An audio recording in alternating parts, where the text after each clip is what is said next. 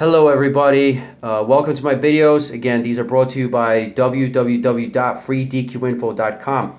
In this video, I'm going to specifically talk about an individual that received the illegal disqualification letter but got a reversal based on this letter. All right, and that's this individual over here, Mohammed Ahmed. I've never met him. I have no idea who this guy is. But he got the illegal disqualification letter that pretty much most of you got. As a matter of fact, tens of thousands of people have gotten this letter. Now, next to it, I've got my DQ letter from DOC. The reason why I want you to look at it is that it's pretty much the same thing. The content of the letter is pretty much the same. So therefore, if this guy's letter is illegal, therefore my letter is illegal, and therefore your letter is equally illegal, all right? And you should have been protected.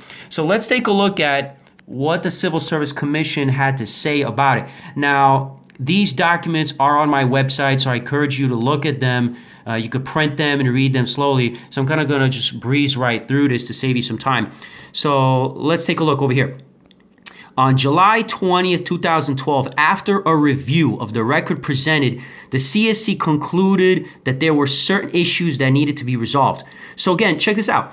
Basically, on that date, they looked at this letter and realized, hey, this is an illegal disqualification letter. They know this just by looking at it, all right? Because it's not the NOPD. The NOPD says notice of proposed, but this one outright says, look, you are hereby disqualified, all right? So it's basically a final decision, all right? So let's take a look what they say here.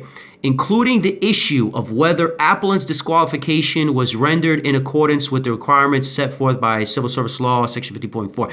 Look, they're just making it, difficult and confusing to, to understand. What they're saying is, look, this letter is illegal. It violates Civil Service Law, Section 50.4. We know this just by looking at it. So after we looked at it, we decided we're going to hold a hearing.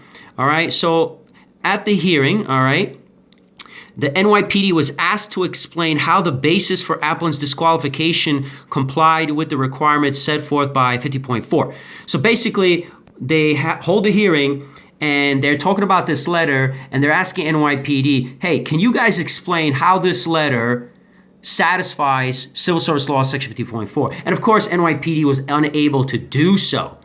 All right, and you could read, again, through this decision. So let's take a look. Page 2, analysis. NYPD failed to provide appellant with a written statement of reasons for his disqualification. What are they talking about? Well, the disqualification letter doesn't have a statement of reasons. It just says you were disqualified.